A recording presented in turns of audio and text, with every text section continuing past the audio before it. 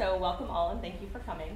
I am so pleased to be able to introduce such a profound artist, curator, and thinker. Yong Min's work powerfully addresses issues such as discrimination, civil unrest, political divides, women's rights, and Korean history, all of which, considering the current socio-political atmosphere following last week's election, remain of the utmost importance in the ongoing fight against violence and systemic inequality. In thinking about the range and reach of Min's work, I am reminded of the adjective polytropos, or many forms, as Min indeed seems to be a woman of many ways and many turns. Min's art practice and curatorial projects engage interdisciplinary sources and processes in the examination of issues of representation and cultural identities and the intersection of history and memory. Alongside her numerous honors, she has received a Fulbright Senior Research Grant, COLA Individual Artist Fellowship from the City of Los Angeles Cultural Affairs Department, Korea Foundation Grant, Anonymous was a Woman Award, and the NEA Visual Artist Award in New Genre. She has exhibited nationally as well as internationally in institutions such as LACMA, New York's MoMA, the Camera Work Gallery in London, and has curated numerous exhibitions in various countries, including Trans Pop, Korea Remix, Exquisite Crisis and Encounters, and There, Sites of Korea Dysphoria. Yong Min is also presently the Professor Emerita of Art Installation in Intermedia at UC Irvine.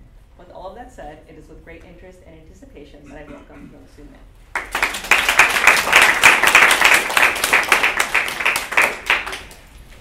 Got the lights out, yeah. Thank you for introducing me, and thanks to Amelia for inviting me and making this possible. Maybe I should just change.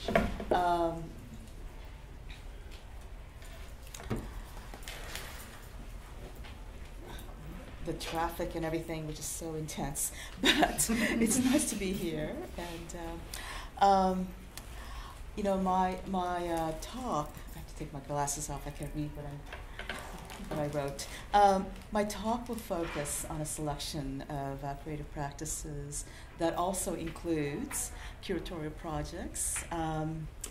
And I will read from a prepared text, because if I don't, I meander, and it's going to take you double the time. Believe me, it's hell. So, so this pairing of images above my name is a selection of Korea's past and the present. The left image shows from the medieval period of an early innovative use of one wheel, which might have made life for the serfs easier, but never caught on. The other image shows ajumas, or Korean's word for female, middle-aged, or in our feminist terms, third text, sex rather, striding down a path in Seoul. The woman on the left has her white working gloves on her head, parked on her hair, which has become a fashion statement of a kind. I aspire to be like her. I start with two other images that grab my attention. The first one is of Namjoon Paik and his statement, "I am a poor man from a poor country, so I have to be entertaining every second." Namjoon Paik, who's considered the godfather or father of video, is pictured here by photographer Eric Kroll, wearing Korean traditional clothing with a hat made of horsehair, usually worn by a young bun, upper class background, that he undoubtedly belongs to. This image can be considered by some to have an exoticizing appearance that's accompanied by my doing, with a seemingly orientalizing quote of his. Here he speaks of having to be entertaining all the time, and with a smile he may be interpreted to look entertaining, an exaggerated compensation to overcome the difference and the asymmetry of power that some claim still exists in the art world. Korea now has more soft power, shorthand for cultural power, versus hard power, which stands for economic and political. But it remains questionable how Korean artists as well as other Asian artists, might still feel the pressure to extend themselves beyond their Korean or non-Western identity to distinguish themselves in the globalized art scene.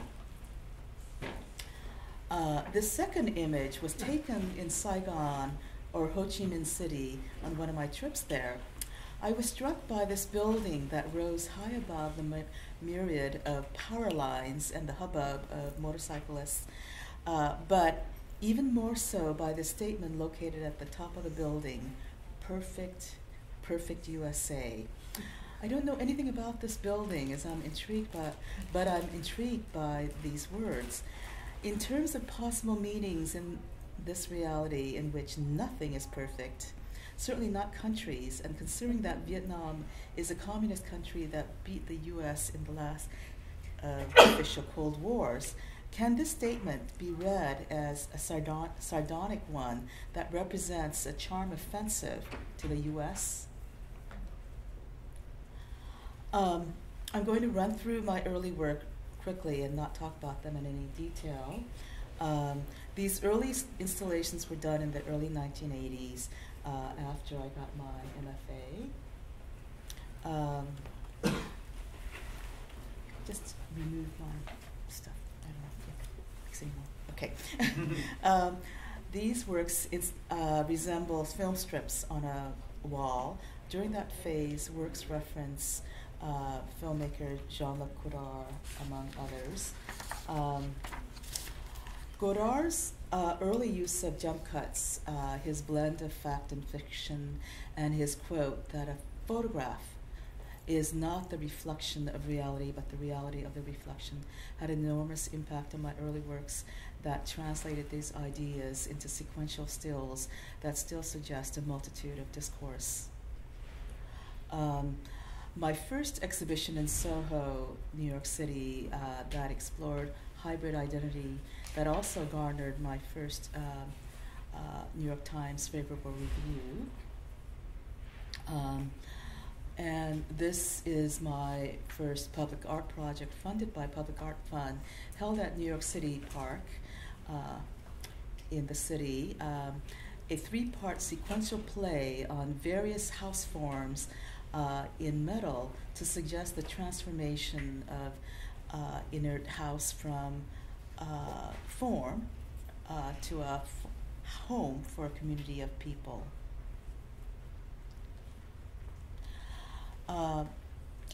Make Me bisects my portraits and cut out alliterative words that play with Asian American stereotypes. Objective other turns the corner in this show, but it could be any of the other sets. Make Me was included in 1990, the Decade show, Frameworks of Identity, in the 1980s, that was held in three museums: Museum of Contemporary Hispanic Art, New York Studio Museum at Harlem, and New Museum of Contemporary Art, New York. In December of 1989, I also visited the Third Havana Biennale. This Biennale featured artists from the Third World, including art from Mongolia and North Korea. Interestingly, China and Soviet Union was not represented, as these countries represented the Second World, according to the Cubans. The Biennale's thematic, transnational, and discursive curatorial approach will inform the exhibition of global contemporary art in the 1990s. The fourth Havana Biennale included this work.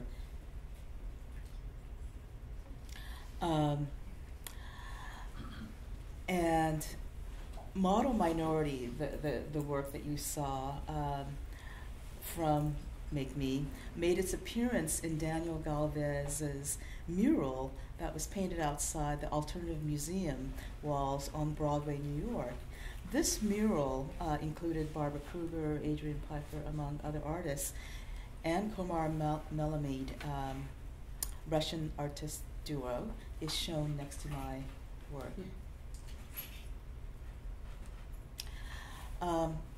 Alternative Museum existed from 1975 to 2001, and one of their significant projects was sending a group of artists to the occupied territories of Palestine and Gaza in 1989, and an exhibition called Occupation and Resistance, American Impression of the Intifada, based on this trip, was held in 1990 in their previous Tribeca location.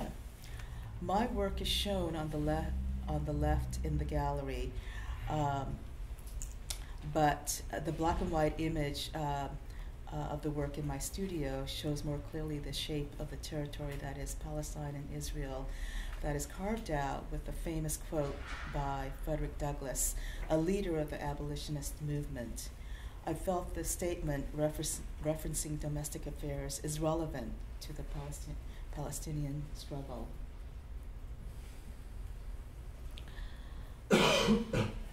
This installation was held in the coolest place during the summer, inside the Brooklyn Bridge anchorage, located in Brooklyn with 50-foot high ceilings. I chose to set my 4-part series inside these two niches facing each other. Here I use stereotypic house form again and a spinning globe to express similar themes as groundswell.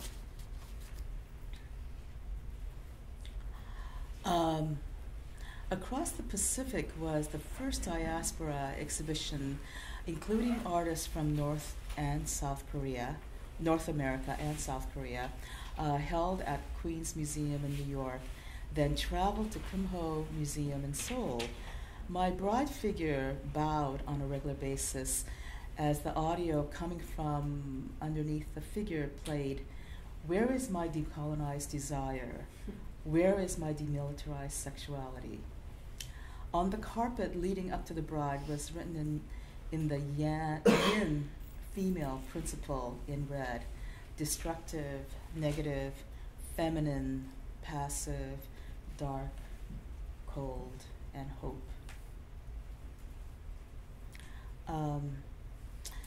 DMZ Xing, or crossing, was a rotunda structure that you entered into where you can read the text on tall glass sheets. And to the left here shows a detail of the photographic images seen under the text that's been etched. The center mirror structure functioned like a panopticon. The stories of various communities that are refugees of the war in Vietnam, Vietnamese, Cambodian, Laotian, and Hmong, alternated with my own stories as an immigrant. I'm going through these slides rather quickly, so bear with me. I was invited to organize an exhibition for the 4th Gwangju Biennale, and I chose to do it about Korean diaspora. I set out to find where Koreans had settled outside of Korea and why there.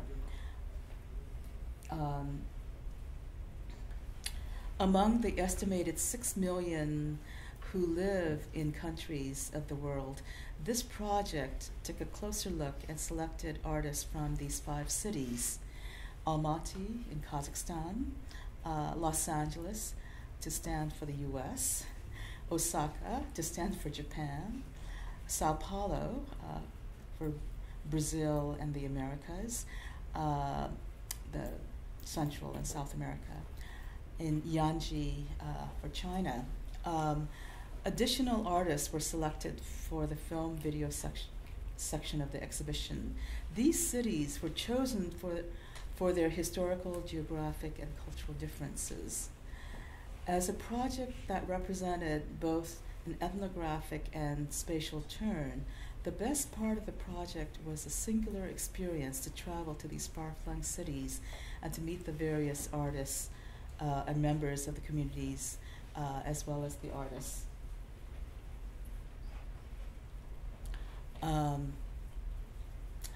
I attempted to challenge the center-periphery oppositional construct by placing all the selected artists together in the exhibition and also present the polymorphous construction of subjectivity in relation to the place and its particular history.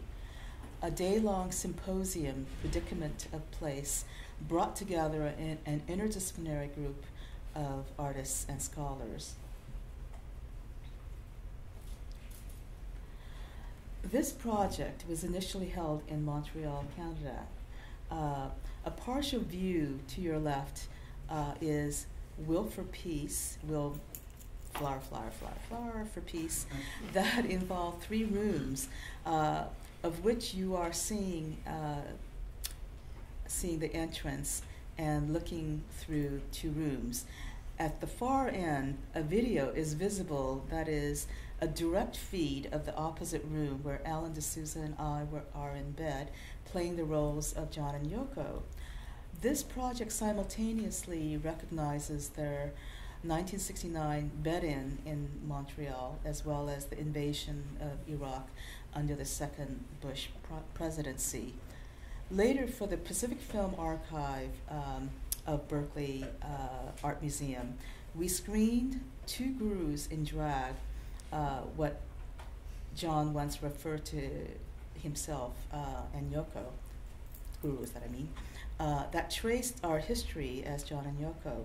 The narrative in the film starts with my discussion of racism involved with my being called Yoko throughout much of my life, and that was complicated by the geopolitics between Japan and Korea. We ended the film by mimicking Dylan flipping word cards to the subterranean homesick blues, with a cameo appearance of Yvonne Rainer playing the role of Allen Ginsberg, and who appears in the background of the documentary Don't Look Back by D.A. Penbacker. Yes, okay. Cover image of the catalog brochure of Exquisite Crisis and Encounter exhibition. On April 30th, 1992, a satellite operated by the National Oceanic and Atmospheric Administration began transmitting an image of an unusual heat source emanating from Southern California. This heat source was as hot as Mount Pinatubo eruption of 1991 in the Philippines, and was attributed to the fact that an average of 3 new fires were started each minute during the 3 hours preceding the image. This excerpt is from Min Hyung Sung's Strange Future, Pessimism, and the 1992 Los Angeles riots. Shows the announcement of the artists and the invitation. As an APA Institute or Asian Pacific American visiting artist scholar at New York University, I presented an exhibition that deployed the Dada surrealist game of the Kadab Exquisite Corpse, in which I invited artists to create a composition of words and images collaboratively that collectively pursued the necessary dialogue about the richness and tensions that characterize cosmopolitan contact zones. One symbolic beacon from the past is that pointedly recalled for this project is the multidisciplinary journal Crisis, founded by W.E.B. Du Bois in 1910, that evolved into, quote, the New Crisis, the magazine of opportunities and ideas, close quote, in the more recent past.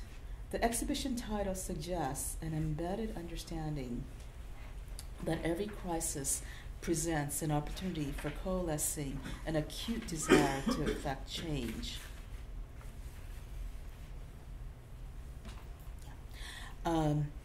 Here you see a couple of pieces from the exhibition, a brick that was used in the riots, and the clip from a video by Other, Arab Artist Collective. and a page from the catalog. I started the catalog essay by talking about the passage from Paul Beatty's 1996 novel, White Boy Shuffle, in which a character, Ms. Kim, who was the owner of a convenience store located in the middle of a middle-class LA black neighborhood, tried to encourage her African-American customers to burn down her store on April 29th, the first day of the riots. When they all refused, she burned it down herself and watched it burn with a satisfied smile. Ms. Kim was half black and half Korean owner of the corner store. Beatty writes, quote, fathered by a black GI, she was born in Korea and at the age of 17 was adopted by a black family and raised in Fresno. To us, when she was behind the counter of her store, Miss Kim was Korean. When she was out on the streets walking her dogs, she was black. Miss Kim and I used to kid each other as to who had the flattest rear end.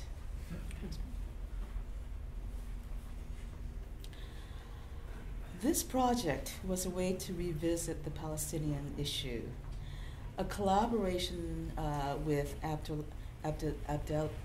Abdelali Darouche and Alan D'Souza, Trajectory was included in the 7th Gwangju Biennale, led by Okwi and Wizor as the artistic director.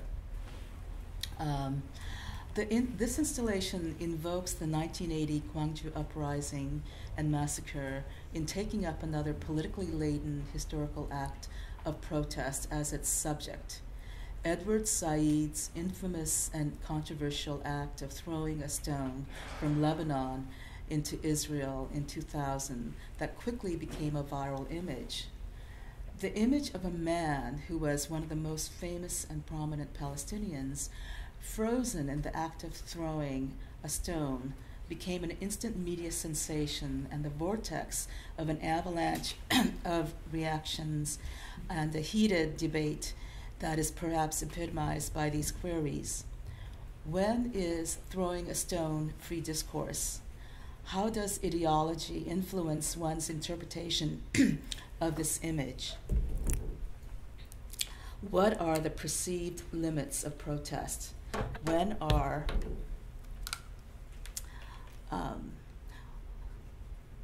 is throwing a stone free discourse? How does ideology influence one's interpretation of this image? What are the perceived limits of protest? What are the limits of discourse? The debate played out at New York City's Columbia University, where Said was a professor and nearly got him fired. The debate was raised in the installation projection, where the baseballs pitched during the installation served as a metaphor for the relentless act of throwing during the controversy. I want to point out that the size of the baseball matched the size of the Band-Aid dots of the enlarged photographic images. Whoops.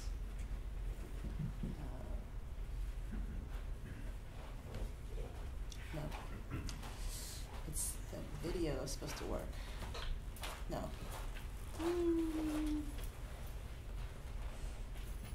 Come on. No. How do I get this image to? Is this your computer? Yes, it is. How do I? Oh, yes. Well, I'll just. Oh, yeah. There it goes. It just shows you the workings.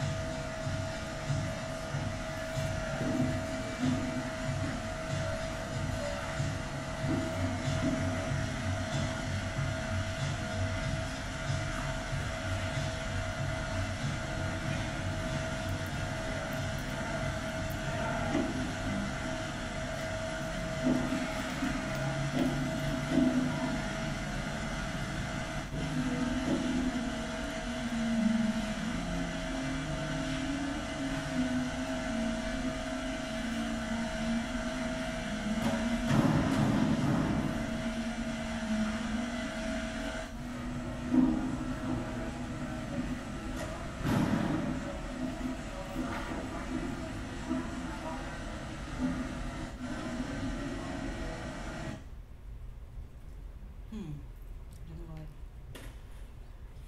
I got stuck in the middle of.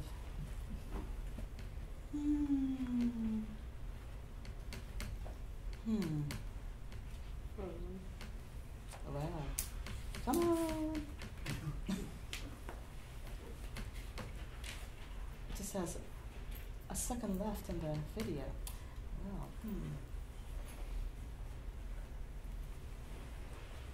Let me see if I can.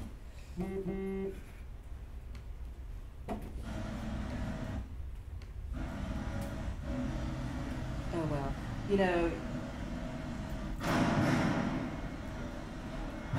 it's okay.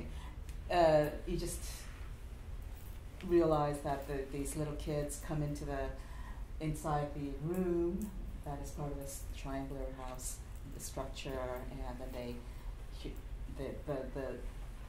the sound of the balls hitting the plastic window just scares them out of the house, the structure. Anyway, I hope the other videos work.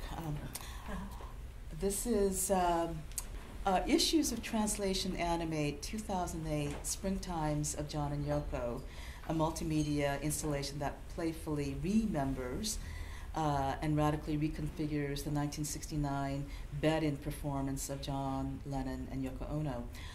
The many commemorations of 1968, particularly in the West, reaffirm its cipher status for a myriad of projections that encompass utopian possibilities, as well as its many disillusionments and contradictions. 2008 Springtimes recast this historical event as a bed-in, in, a site laden with multiple appropriated signs and images of the 60s radical chic intersected with kitschy fortune cookieisms. Above all, the bed-in is infused with porn, a fetishization of the fact that sex is inextricably intertwined with politics. An audio could be heard in Chinese and English emitted from inside the bed. Hard of the floor, higher the ping pong ball bounces in bed. Or, if you want a rainbow, you must put up with the rain in bed. Or, the best way to get rid of an enemy is to take him as a friend in bed. In other words, we relied on the old joke of adding in bed to our favorite fortunes. The curtains were printed with clips from the climax of Antonioni's classic film Zabriskie Point, which features the blow-ups scene. And the view from that looked down on it, there's a balcony on the other level that we looked down. This exhibition was a transnational traveling one that curated by Viet Le and myself. This image was a premiere exhibition in Seoul. 16 artists from Vietnam, Korea, and their respective diasporas in the U.S. featured works that explored the intersection of history, trauma, and contemporary modern popular culture. Transpop focuses on the two countries' shared history of a highly accelerated modernization process with militarized roots and the Cold War. During the war in Vietnam, Republic of Korea was the second largest foreign military and economic presence in Vietnam after the U.S., with over 300,000 Korean troops served there, over 5,000 killed, and approximately 24,000 skilled workers in exchange for substantial aid. The financial boon for their involvement in the war played a catalytic role in Korea's development, laying the foundation for what is now the world's 12th largest economy. In Vietnam, this accelerated modernity is evident in the breakneck speed of current economic development, as well as its entry into the World Trade Organization. The legacy of the Cold War can be found in the large Korean and Vietnamese communities in the States. Since the late 90s, Vietnam and Korea have witnessed significant development of popular culture, fostering greater cultural proximity locally and abroad.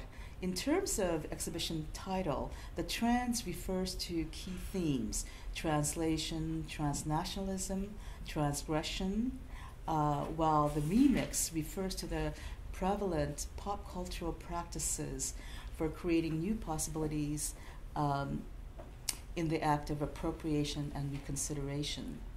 After all, the exhibition concept was conceived during lunch of budae-jjigae, which is American-based stew, which is army-based stew, a Korean goulash-like holdover from the impoverished Korean War days, when surplus canned meat such as Spam ruled, and it was a form of culinary remix.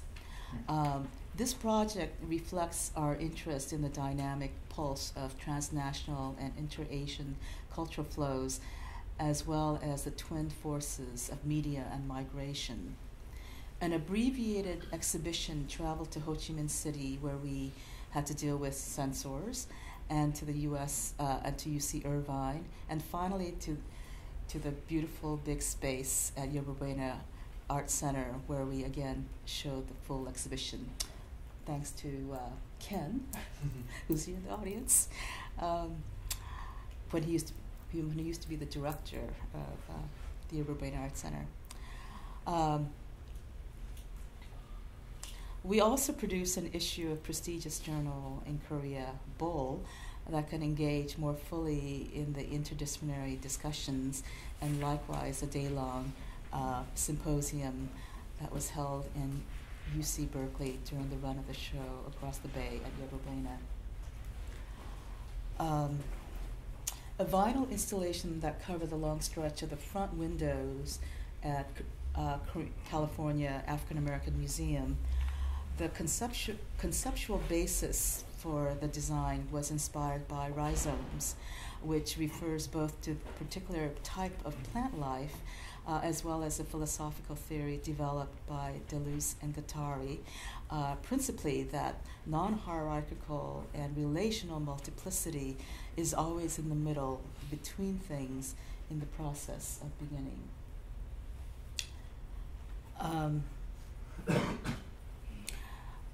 Resulting from COLA Award from the city of Los Angeles, the installation on the floor excerpted email exchanges among friends debating whether to live in Korea or the States, visible amidst the projected loop of turbulent waves.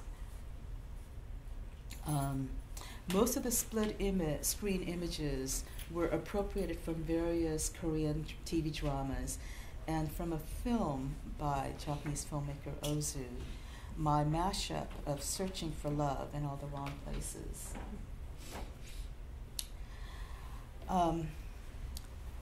Of all the works I've done about comfort women issue, I feel compelled to talk about this pedantic collage because this modest monument that has been placed across the street from the Japanese embassy in Seoul, as you can see on the far left image,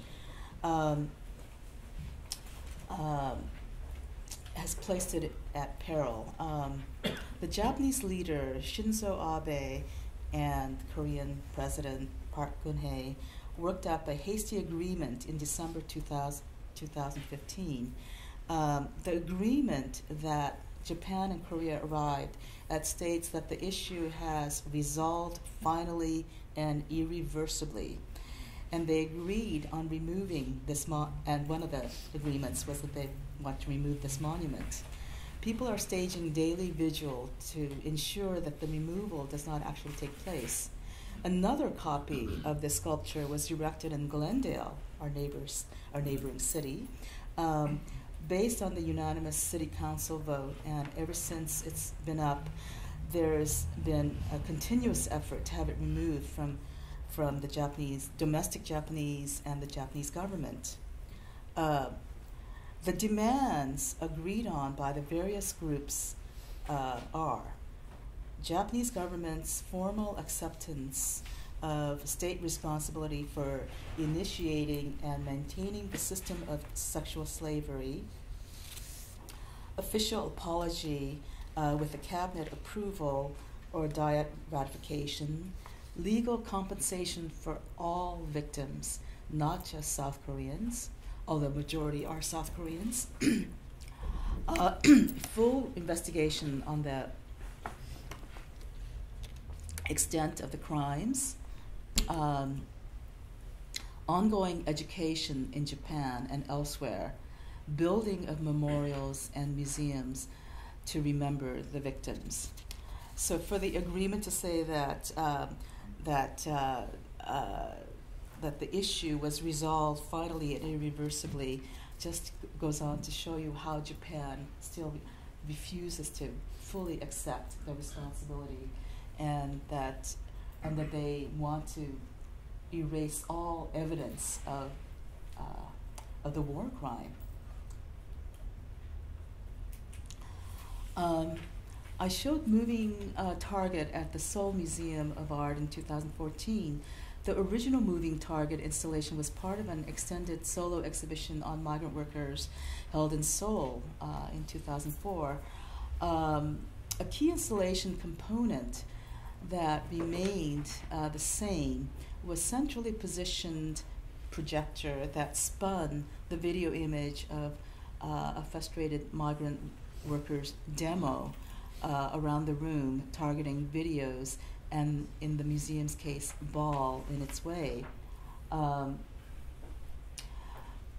Balls with vinyl text adhered was radically different from the original that had text on the walls.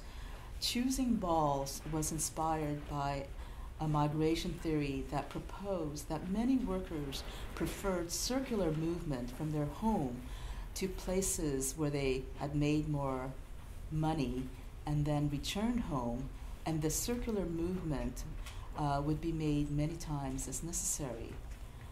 Balls also had the potential movement suggesting that workers had a modicum of agency. This page was published in Recollecting the Vietnam War in Asian American Literary Review in 2015. The remarkable image found in the archives of the Korean soldiers in Vietnam was the photograph of the soldiers returning to Korea, where the centered couple, entwined and kissing, made my mind wonder and wander, allowing flights of fancy to imagine them as different amidst the heteronormative society. That this couple was missing a leg each was a sobering reminder that over 5,000 Korean troops died in Vietnam, and that double that number returned home physically and mentally damaged, many for generations from Agent Orange. Also, a case can be made that Korean soldiers learned about racism from the American soldiers based in Vietnam. Not exclusively, but you can make the case a lot of them did learn about racism. This composite image is of a project that Asia Culture Center Archive and Research undertook. It's just one of the vast establishment that took root in Gwangju, Korea, that's separate from the Gwangju Biennale, with official opening in November 2015. ACC is huge with several large exhibition galleries, and archive and research alone is a very ambitious, of a very broad purview that encompasses over 15 subjects, such as pop music in the 80s in Korea to topographic diversity in East Asia. I was selected to represent Asian American history in the U.S., focusing on my work and collection. The curator selected paraphernalia, books, and videos for the ACC permanent collection. It was displayed in 4 table displays, 1 bookshelf, and on the wall. I did a presentation on North Korea earlier this year, and I want to show you an excerpt of this talk. I visited North Korea in 1998. In Pyongyang, the capital city, this is a view of the grand Kim Il-sung Square, which is close to the Taedonggang Hotel, a small hotel where we stayed. This is where most of the grand parades and the mass games are held. Across the Taedong River stands the Tower of Juche, self-determination and all that. That's the theory of North Korea. I point out this tower because there's a statue in front of it of the Workers' Party monument on the far left. Here's another image of this monument, and the evening celebration of it during last October's celebration of the 70th anniversary of the Torchlight Formation, 70th anniversary, with the torchlight formation made by the participants. I'm tickled to find out about the clock formation because I also did a clock-like formation of it on a table. I was quite impressed by the symbol of communism that added the scholarly brush as most people thought of it, but I prefer to think of it as the paintbrush that adds just what's needed in the mix with our agriculture and industry. In my work, the second hand with the paintbrush is swift, constantly moving and in flux, as culture is known to do.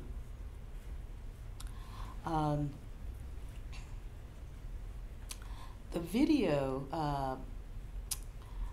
Bangapsamnida, depicts dancing women in a small village dancing during a drizzly morning as the election takes place in the building where Kim Jong-il, the previous director, the winner, the president or whatever, wins in one of his many positions.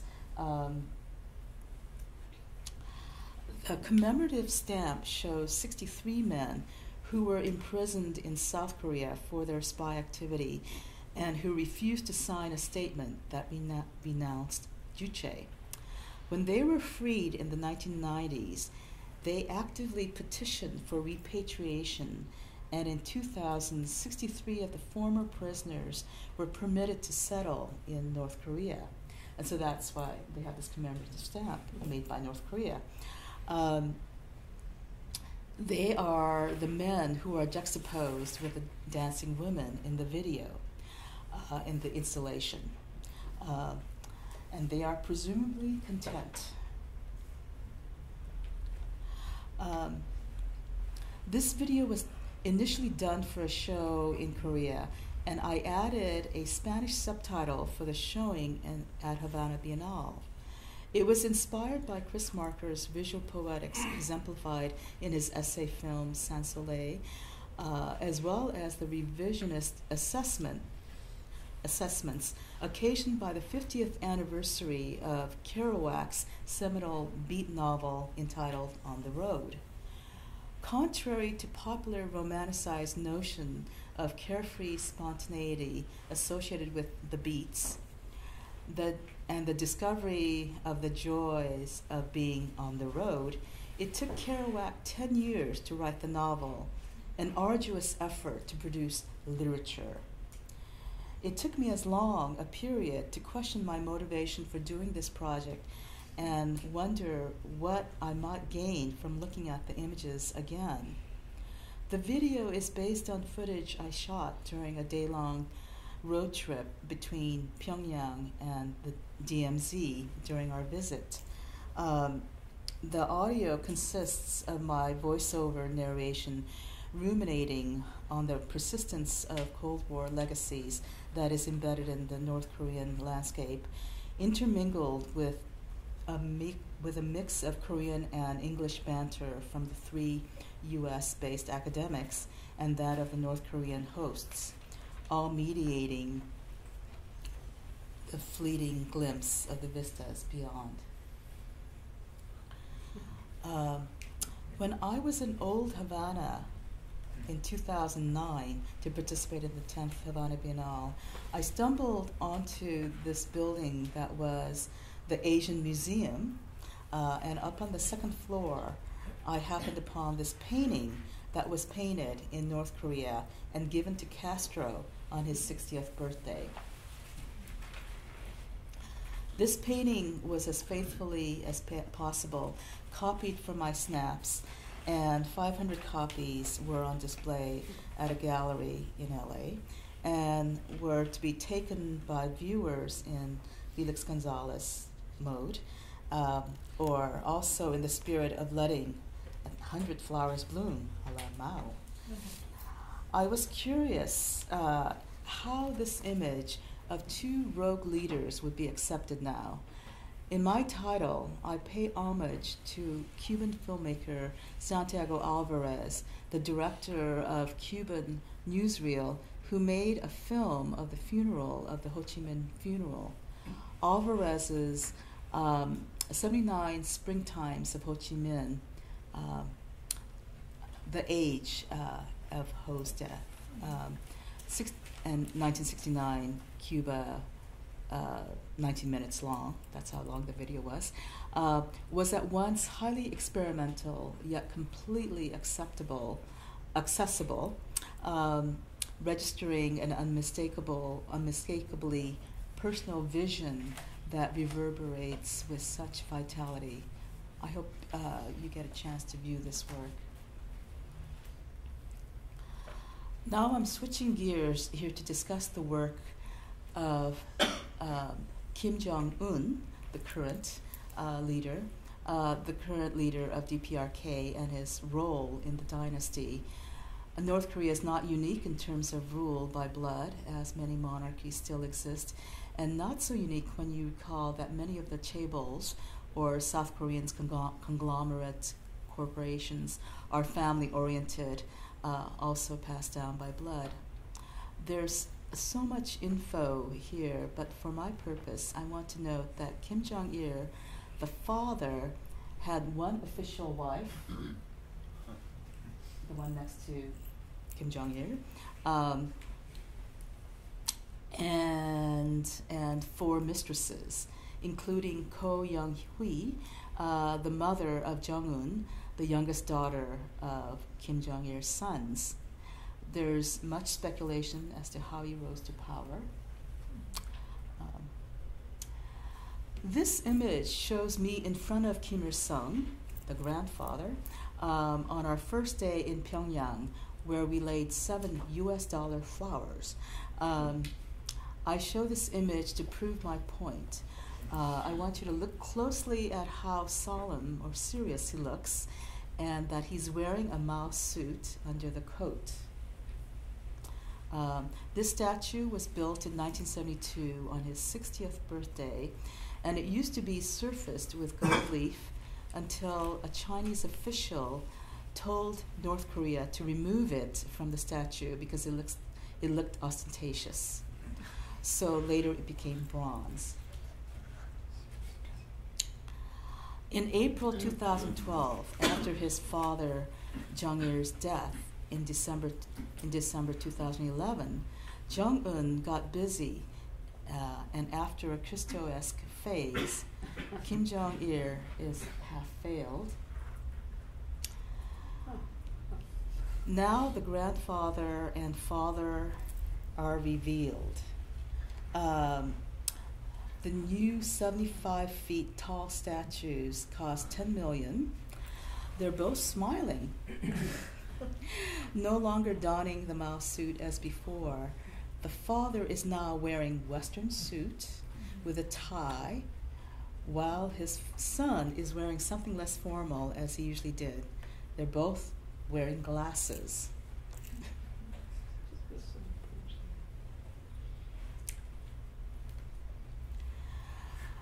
But Jong-il got a makeover that year in October with an anorak or parka. North Korea's Central News Agency said that after his death, that Kim Jong-il's threadbare and discolored parka was a symbol of the revolution.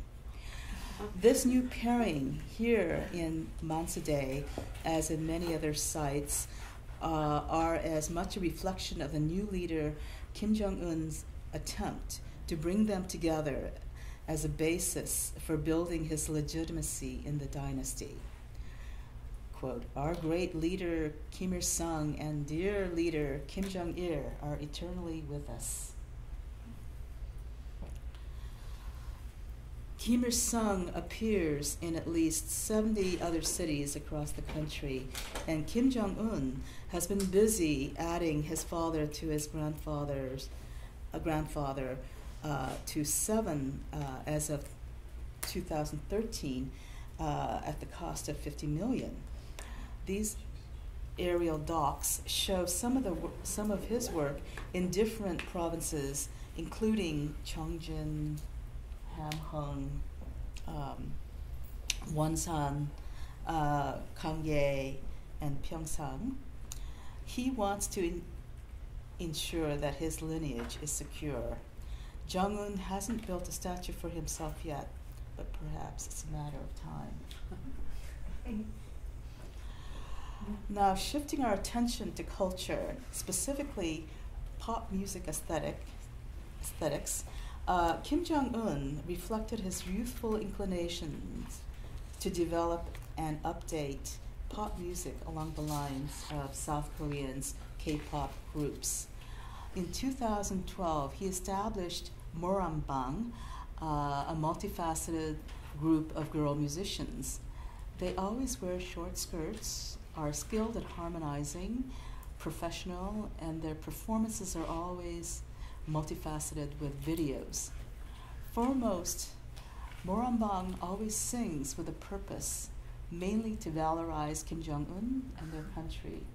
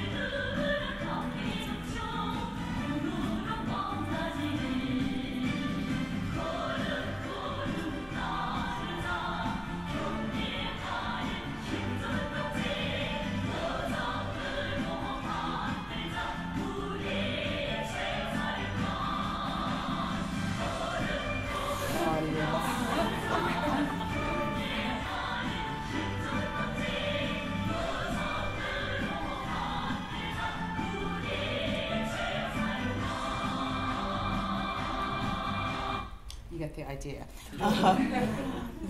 And I show it as a leading up to the next slide. And John Oliver, the host of Last Week Tonight on HBO, I want to play this clip as he introduces Lila. North Korea, Earth's Florida. Is the 70th anniversary of Korea's Liberation Day, a date marking the end of Japanese colonial rule. And I guess the big question is, what do you get the country that is ordered to think it has everything?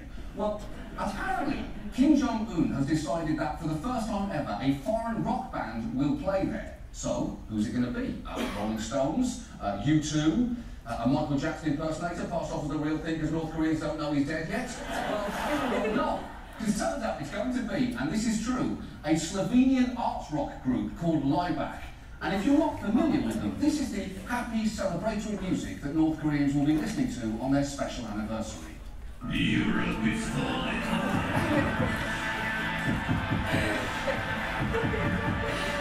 Europe is falling apart.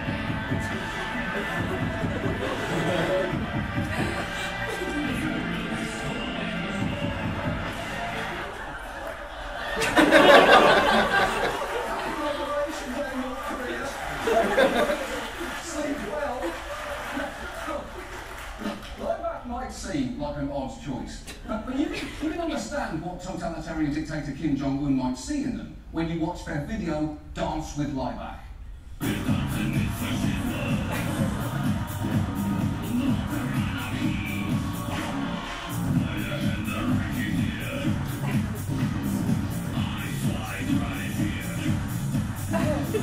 Of course Kim Jong-un loves this band. That video is basically his answer to where do you see yourself in 5 years?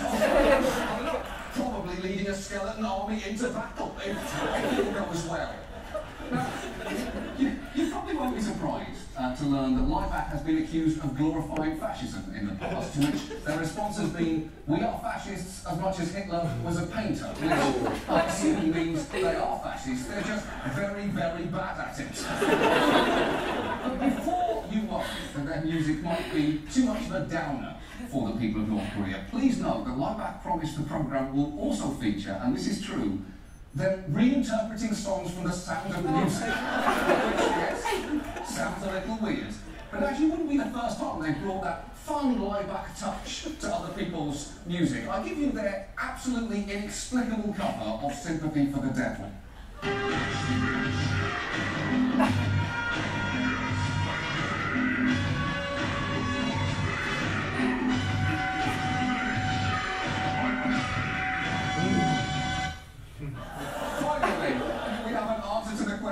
What if Freddie Mercury was trapped in a cave, had just swallowed a frog, and was trying to sing it out? I've got to say, North Korea seems like a terrifying place to visit, but if it is really true that that guy is going to be singing The Sound of Music, I kind of want to go there. Who needs to hear him bark about whiskers on kittens? Now, this. And now.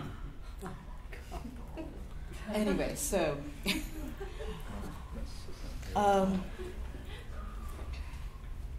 this is a huge change that might show that Kim Jong-un might be a cultural revolutionary or at least open to new possibilities. This group of visitors from Slovenia showed up last August for the liberation ceremony in August. Morten Travik, in the upper left, a trained theater director and artist from Norway, conducted all kinds of cultural exchange tours related to the DPRK, from organizing an Arirang-style concert in Norway, coordinated by North Korean instructors, to arranging art shows and computer games. He hopes to improve understanding between countries through cultural diplomacy. He has known the band Lieback since the 80s, and he has been working with North Korean government for over a year to bring Lieback to North Korea. Lieback is no run-of-the-mill, easy listening rock band like the Kim family favorite Eric Clapton, or their homegrown melodic group Morambang. These savvy promotional posters were digitally made up to resemble North Koreans' impeccable sign work popularized in their mass games. Lieback's style has been considered radically ambiguous and provocateur. They were always tinkering with history, with intriguing performances that has even Western audiences guessing. And they managed to pull it off in one of the most repressive countries. Lieback played without any interruptions that they feared, electric or otherwise. They played some of their own music, but the highlight of their renditions from Sound of Music all the video images were projected. They also did a rendition from Arterial, a revered Korean folk standard, with a Korean female pianist accompanying. The room was packed, and they got a standing ovation at the end, albeit somewhat lukewarm reception overall. Kim Jong-un didn't attend, nevertheless. Leibach's anticipated documentary based on their North Korean tour will declare this concert a success. This January 2016 cover of the New Yorker magazine featured Kim Jong-un after his deployment of the fourth nuclear weapon. He is shown infantilized, having fun with his toy rockets. But as we know, the real picture is always more complicated than just Kim Jong-un. It's a cruder drawing for sure by a Korean, but we see Obama, Abe, and Park Geun-hye positioned here like the Japanese embassy building in Seoul, facing the Peace Monument and gleefully yelling to get lost. That's what I venture. In reality, Kim Jong-un means to be taken seriously as a nuclear player, as he's already set off 5 tests and is expected to do more nuclear tests soon. With the new U.S. administration, that has everyone guessing about their foreign policy, it's undoubtedly going to be a volatile and testy future.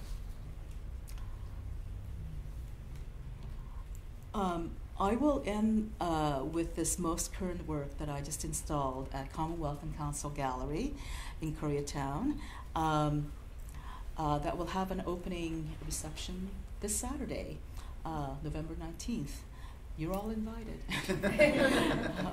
The exhibition contains 2 projects, and this one was the ready one that occupies the big gallery. As you see, the installation consists of my library on the floor and a furniture set, and together they offer a self-portrait of sorts. Actually, I'm going to go back to this. So through the first door, this is the view from the first gallery entered. And I have to explain that AVM, an abbreviation of Arterial Venous Malformation, is the abnormal networks of blood vessels where arteries connect directly to veins instead of going through the bed of capillaries.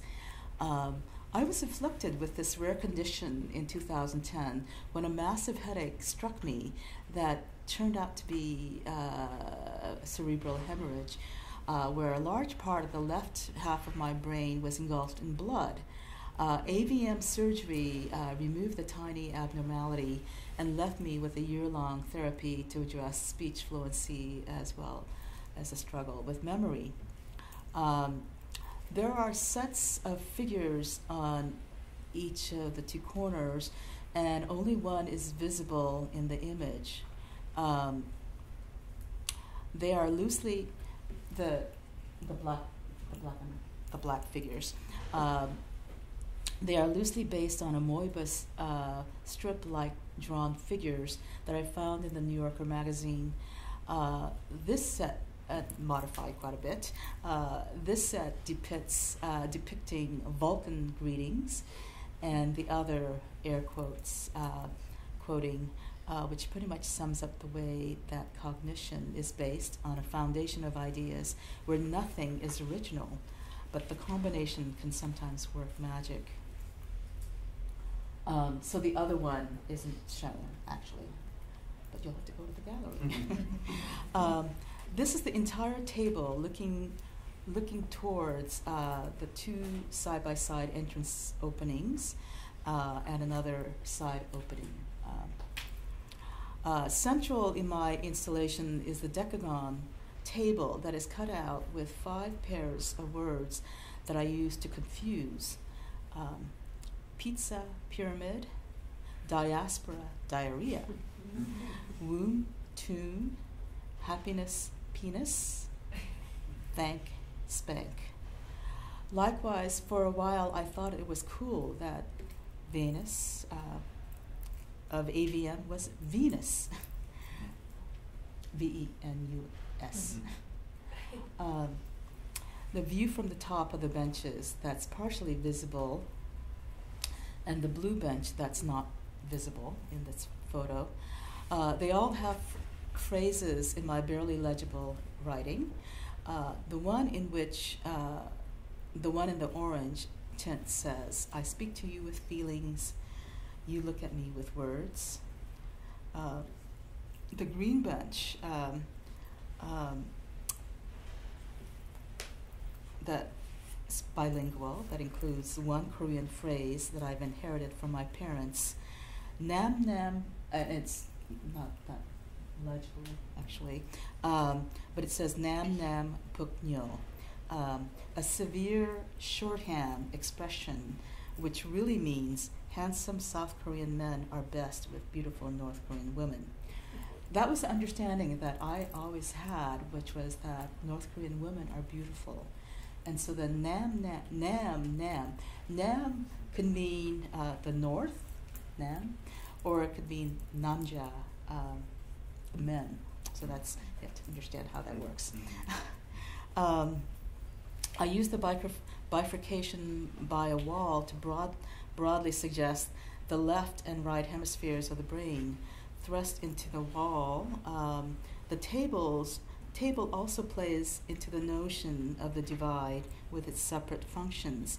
But we now know that division of the left and right is partial, as the brain constantly evolves and is always interacting and communicating between the two. Imagine like a brain. Oh, I think there's another. Oh yes.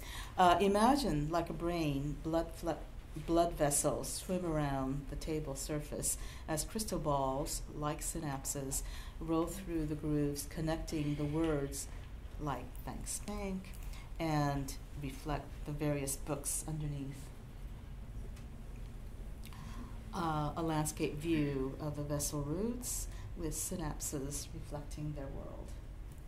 Anyway, that's it. Thank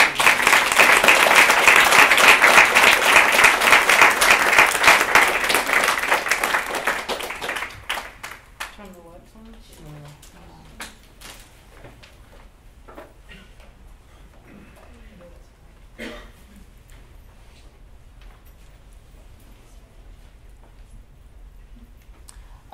Any questions or comments? I was wondering if all these years I've known you, I don't really know your family's relationship. Like, when did they leave Korea? When did they come here? Yeah, well, my father came in 1953, several months before I was born, Okay. because he used to be, he studied linguistics in Japan during the colonial period, but then he was a translator for the U.S. military during the Korean War, and he established contact with General Elliot, who was his leader, that he translated for, and he said, I could get you into the university in Oregon. So he raised enough money, just enough money to come to the States. And it took him 7 years before he had made money and enough for us to come. But we were also held back because we came, my mother, my brother, and I came in 1960, and it took him, it was not only his, he tried to get us to the States, but it was also that Lee Syngman, the current president, the then president of Korea had to be overthrown by popular revolt, actually, in 1960, for us by the end of the year to be able to come. So he wasn't letting people out.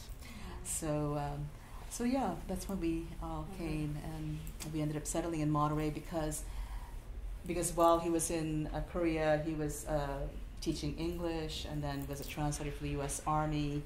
But in the States, he ended up getting a job teaching Korean to the U.S. military in Monterey that had the Defense Language Institute. Wow. So that's how that developed.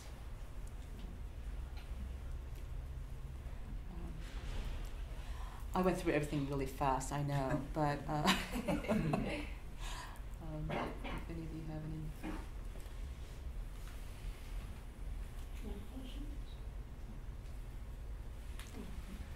So Kim Jong-un specifically formed the K-pop group that you were showing? Mm-hmm. He did personally handpick the Moranbang. Yeah. And that was... That's so crazy. Yeah, and so, you saw... that was one of the many videos that they have on YouTube and other sources, but you saw the video behind the soldiers marching. So do they only kind of sing about, what he tells them to sing about? I'm not so sure, actually, but certainly the audiences are mostly officials and the people in Pyongyang and all these dignitaries and so on. And they've gone to China, some other places, but actually the last time they went to China, they weren't allowed to play. And we were not sure exactly why. They were all there, but they didn't get to play. Yeah. And whether it was just like a mess up with the Chinese government and North Korea, so whatever. But yeah, they're really a function of the government. Yeah.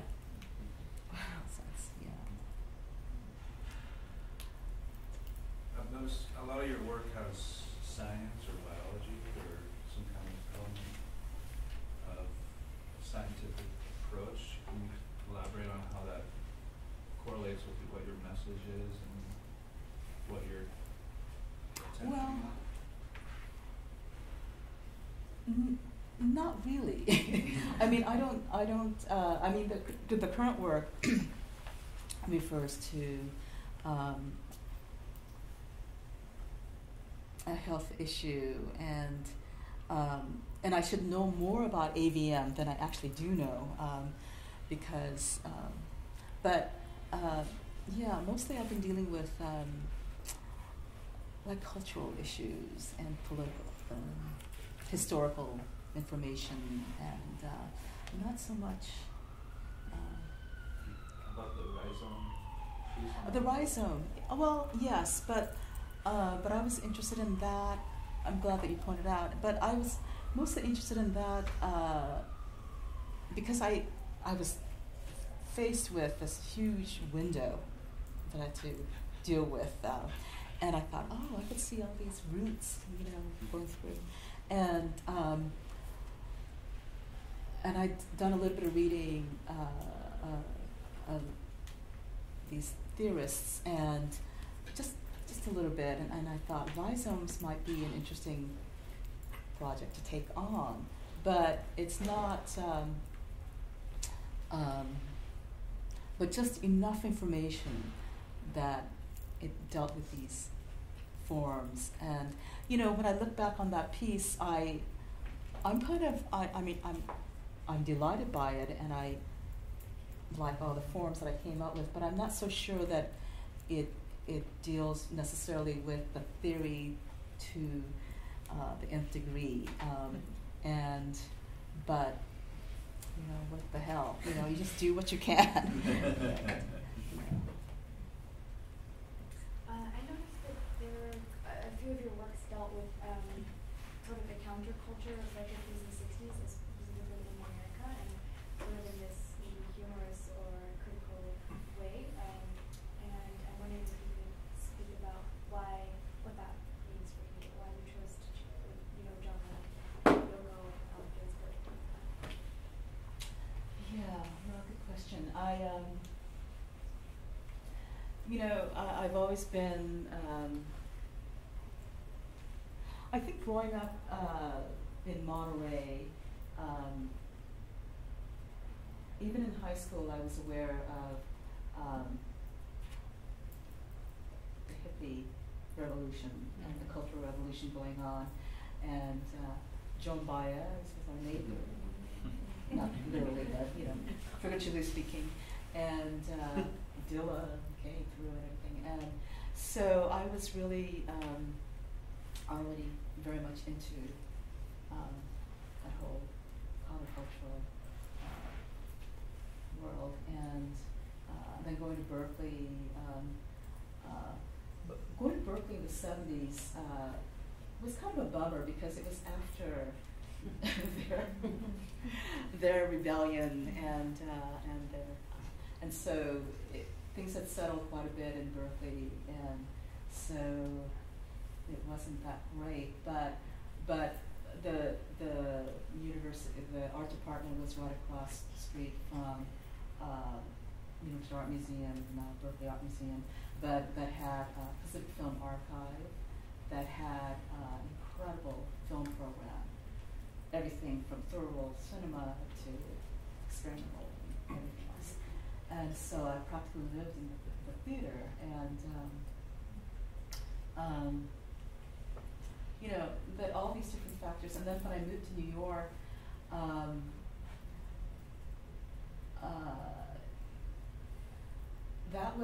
that was really the time when I got into Asian American issues, because when I was in Berkeley, initially I was very much into identifying myself as an artist only, and but it was when I moved to New York that I just got involved in all these different Asian American organizations, and I worked for Asian American Arts Alliance, which is one of these umbrella organizations that regrants a lot of other organizations, and it was an eye-opener. I cut my political teeth on that organization and Asian American identity, and I realized that being an artist was not everything, and so I got very involved with Asian American issues, but at the same time with third world issues, and I was going to Cuba and all these different places, and Nicaragua. I mean, this is during the 80s, when the revolution happened there, and so it was just kind of heady, the environment I found myself in. So that explains a little bit of my politics, actually.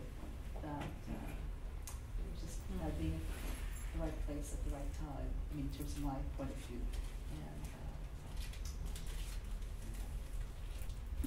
hey, hi. How you doing? Youngsoon, I love your shirt. I've got to say that. Yeah, this is. Are you selling them? Did you make no. them?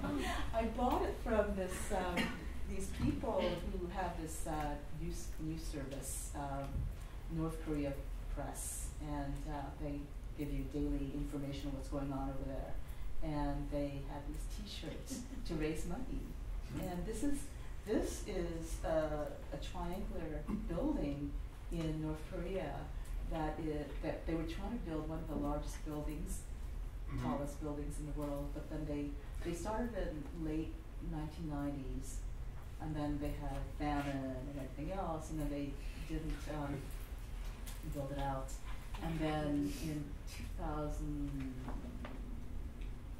late 2000, they had contractors from Cairo, Egypt, who came in and tried to do something with it. And is that why there's palm trees on there? Could be. I mean, I've not been there, so I don't know if there are palm trees up there or over there or not. It's interesting. They built, actually, they built the structure again on the outside, but they haven't figured out what to do with the inside. It's like this empty Nice. shell. Yeah. That, So. okay, that wasn't my question. Oh. I just wanna, I'm just kind of curious with the month that I guess we've had, and then looking at this really important and important work. Could you just? I would love to hear if you could just tell me what you think art can do, maybe at a time like this now. I mean, because you've been, obviously fighting the fight for a nice long time. So, do you believe that what I guess collectively we do can do something? Is there a role for us as makers, or as you see yourself as a maker? Is there something that what this stuff can do, continue to do, or why is it important, or something? Oh gosh, Is that well, too much? no, I mean it's really important question, but I don't know what the answer is. I mean, I just feel like we all just have to trust ourselves and to believe in ourselves and make what you want to make. But I mean, and I was just so devastated, and I don't know what an artist's response to that would be, except just to keep doing what you're doing. And actually for the younger students, I mean, I feel like I'm tired, but but the younger students can really make something. I mean, I think there are lots of really smart young artists who are doing really dynamic work, actually, and I look at their work and I think, wow, this is fantastic. But I mean, I'm trying to, I don't know. It seems as though maybe well, I should it ask seems you the like same you think question. that there might be a resurgence in sort of work that is not just purely decorative, and you're obviously not making work that sort of goes in that direction, right? So, like, that's important, I think. So I just kind of want to maybe that is hear important. You. Right. No, that's important, right? That work like that is made, right? It's seen and has a function, right? That is something I think hopefully beyond just always like, oh, it just looks good up on the wall, right? So I don't. Maybe I'm not even asking a question. Well, I mean, I feel like Godard said, truth is beauty. I mean, he's just interested in truth, and that's one of the things that I still refer to Godard, I mean, God knows, but he's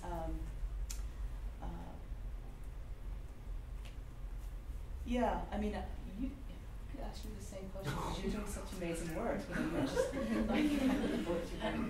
I already had my turn up there, so it's. Well, maybe on the hot spot. Yeah. Can I ask maybe it's not really directly related, but it might be in some way. It's so interesting to me, and especially in the context of a school that has curatorial practices and various kinds of studio practice, and we have a lot of continuity among those programs. And your career is quite unusual because as an artist, you were curating shows at a time when that wasn't very common at all. Could you talk about, what motivated that, and also the relationship between your practice, which, I don't know, there is something about installation work that does have a kind of curatorial logic to it, and maybe you could talk about that, which for me is all framed in the question of the political at some point, but maybe not directly. When I look back on my career, such as it is, I always have to be busy, and that's one reason. but I chose to, when you're dealing with art, and you try to do it with other people, and you try to build a community of people that you could easily talk with and discuss ideas with, and it's like what Yong is doing here. He's running a gallery, and he thinks of the gallery really as a community of people, and I like that so much about what he's doing. And I think it's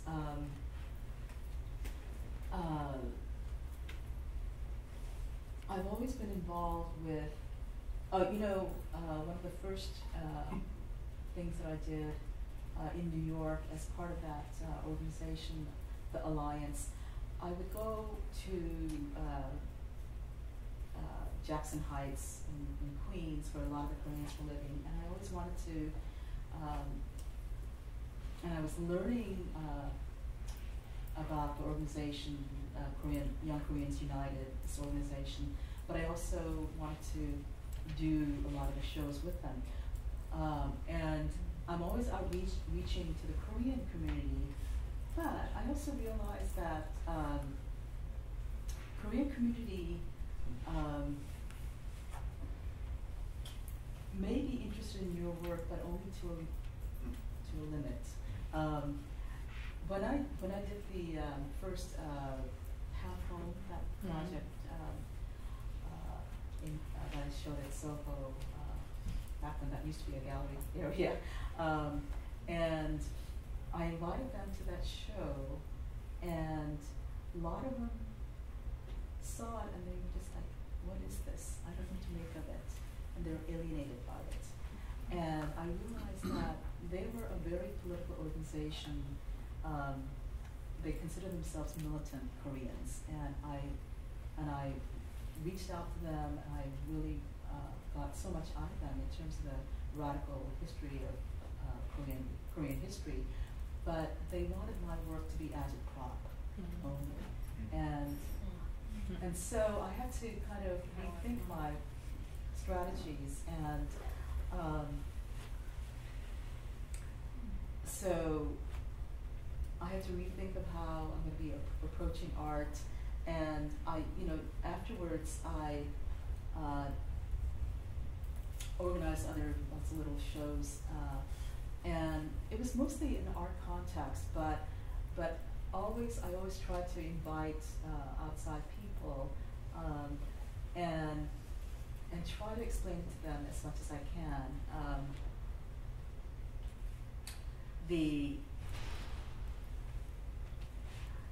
When I had the opportunity to do about the Korean diaspora for the Gwangju Biennale, I was invited by the director at the time, Yong, and he said, you can do whatever you want. And I said, wow, I wanted to do a project about the Korean diaspora, because I really want to learn about the Korean diaspora. And so our field trip initially, and we had, and it was such a far-fetched idea to do that project, because they only, like all the shows that the Koreans do is so last minute. You only have like less than 1 year to plan that show, and it was just like, and I want to go to all these 5 different sites, and we had to go and do all these exploratory visits, and but on the other hand, going to all these sites, we felt like I had a team of about 4 people, and we were just reaching out to the communities there, and it was just so exhilarating to learn about these other groups. And in those years, in 2002, there wasn't that much knowledge about different organizations and different groups in Kazakhstan, for instance, and so it was just amazing to go there. So I feel like, you know, it's just kind of a give and take. You know, you learn so much in the experience, and also with Transpop, it was just an idea that Viet and I had, and Viet was a former student of mine, grad student, and then we went to school here in ethnic studies, did his PhD here, and while he was in school here, I thought, wow, you know, it'd be interesting to do a project. We're looking at our diasporic communities, Koreans and Vietnamese,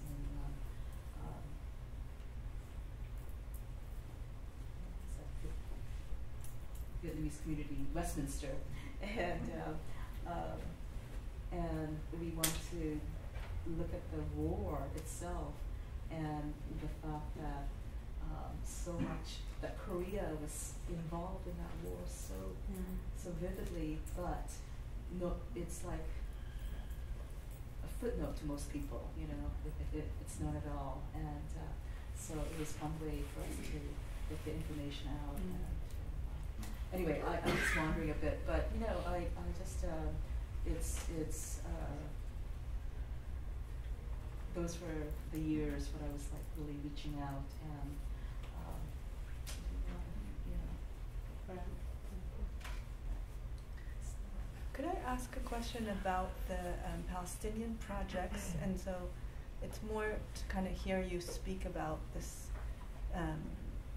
question of being an ally or speaking for oneself or speaking for others. I feel that I want to be careful about not speaking for others, but at the same time to be able to embrace struggles that I think need support and are important. So I'd just like to hear you speak a little bit about that, maybe. Right. Well, I think that, you know, when we knew about what had happened, for instance, the trajectory project that involved 3 people, and we had different roles. And Dalawi dealt with the video, and I dealt with the sculpture, and Alan dealt with the photography. But we were dealing with